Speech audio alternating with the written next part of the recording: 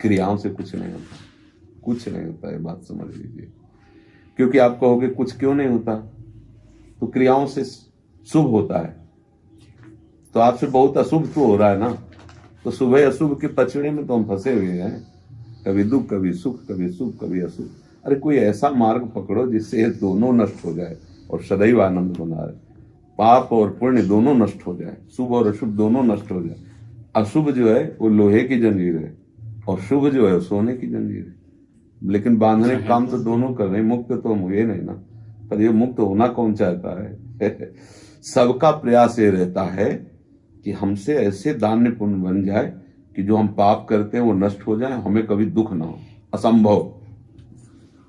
अगर शुभ का कर्म जो आपने किया है उसका फल है, तो अशुभ जो कर्म किया है वो बिना फल दिए नष्ट नहीं होगा। अवश्य में भोक्तव्यम कृतम कर्म शुभाशुभम, भगवान की वाणी है।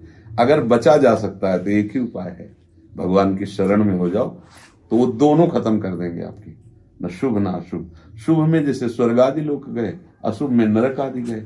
शुभ अशुभ दोनों का बचाव पक्ष रहता है, तो यहाँ गए मृत्यु लोक में आ गए, अलग अलग लोक का। और भगवान की शरण में होकर के हमसे जो भी शुभ अशुभ बने या बनेंगे, वो करुणा निधान पर गुण अवगुण जितने भी हैं वो हमें बांध नहीं सकते, क्योंकि हम प्रभु की शरण में फिर वो सम्मान कर देते हैं। ये बात समझ जल्दी की आती। हम मन के द्वारा प्रेरित होकर शुभ कर्म भी करते हैं, बड़े बड़े हत्यारे भी शुभ कर्म करते हैं, वो देवी में घंटा चढ़ाते हैं, ऐसा वैसा सब। कोई बड़े बड़े चोर डाकू ये भी तो शुभ कर्म करते हैं।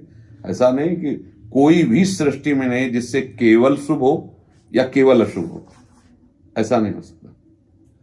प्रकृति है 3 गुणों के द्वारा बनी, सतोगुण रजोगुण तमोगुण। तो बड़े बड़े जो शुभ कार्य करने वाले, जब तमोगुण आता है तो उनसे भी अशुभ बन जाता है, जब रजोगुण आ जाता है उनसे भी भोग चेष्टाएं हो जाती है, क्योंकि गुण धर्म का प्रभाव है। भगवान की भक्ति इन गुणों से ऊपर उठा देती है, त्रिगुणातीत कर देती है। अब वो एक रस है, अब वो गुणों के प्रभाव से विचलित नहीं हो सकता। जब वास्तविक भक्ति आ जाएगी, अब उसे कोई बांध नहीं सकता, तभी वो आनंद में रहता है।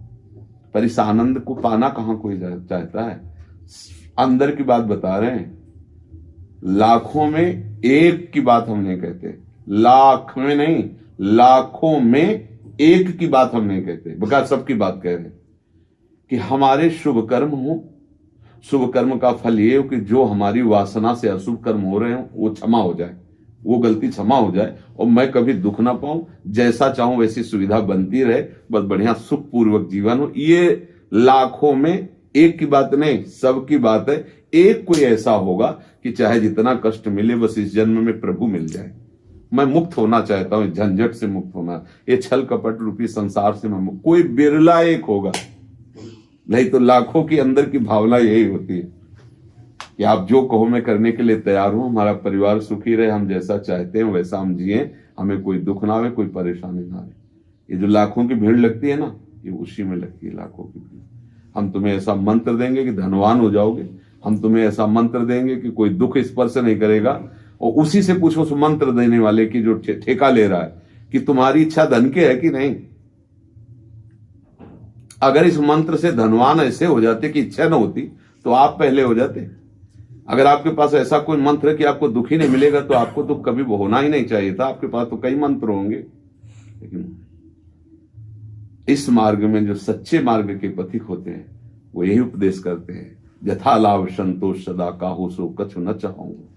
चाहे जैसी परिस्थिति हो, मुझे सहने की ताकत मिले, और उस परिस्थिति में मैं प्रभु को भूलू ना, कभी गलत काम न करूं, और सच्चे मार्ग का पथिक बनूं। चाहे जितना कष्ट मिले, मुझे इसकी कोई परवाह नहीं, वो सच्चे मार्ग का पथिक होता है। पर ऐसा कहाँ मांगा जाता है? सोचो ना, सब सोचो, अपने सब इसी विधान में लगे कि जो हम चाहें वो होना चाहिए। सच्चे मार्ग का पथिक अपनी चाह को प्रभु को समर्पित कर देता है।